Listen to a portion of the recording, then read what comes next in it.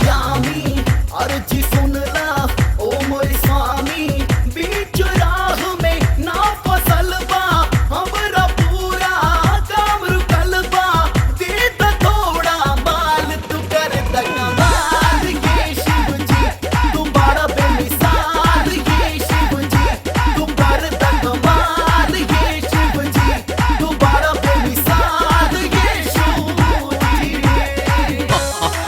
अब कितना मांग रहा है? आज एक मेरे पास बंगला है, गाड़ी है, बैंक बैलेंस है, कितना मेहनत करके कमाए हैं और तू चाहता है कि शंकर भगवान तुझे फ्री में दे दे, तो ऐसा होने नहीं देंगे हम, समझा क्या?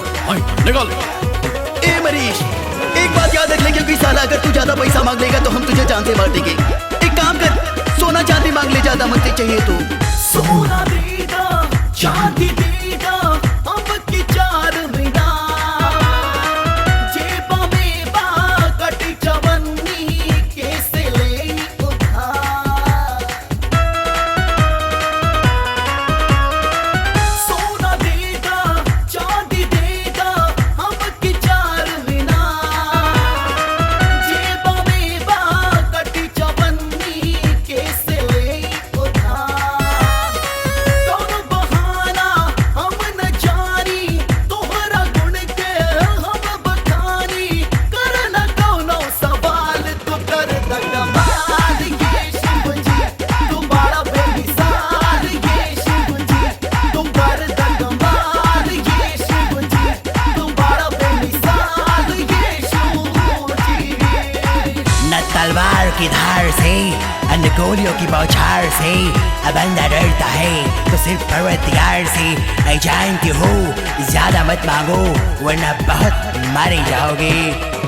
बेटा मनीष, ज्यादा पैसा मत मांगो वरना बहुत मार पड़ेगी।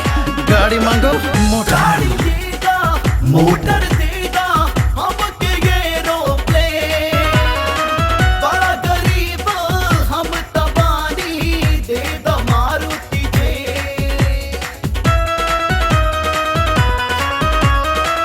गाड़ी देगा मोटर देगा हम के एरोप्लेन बड़ा गरीब हम तबानी दे द मारुति जेट।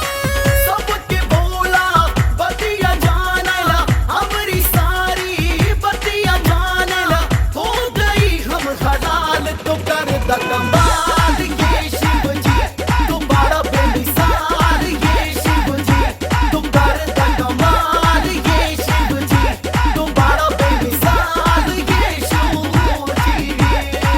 क्या बोलता है ये? अबे जास्ती पैसा चाहिए क्या? अबे आप बुद्धि खाने लग क्या? अच्छा सुन, चल लाइन में आजा, उसके बाद पीछे से जाके पैसा ले लेना का क्या? या रुक रे, चल तू आ। अबे अल्लाह का पट्टा, अबे ज्यादा पैसा मांगेगा तो मार खाएगा। रुक जा।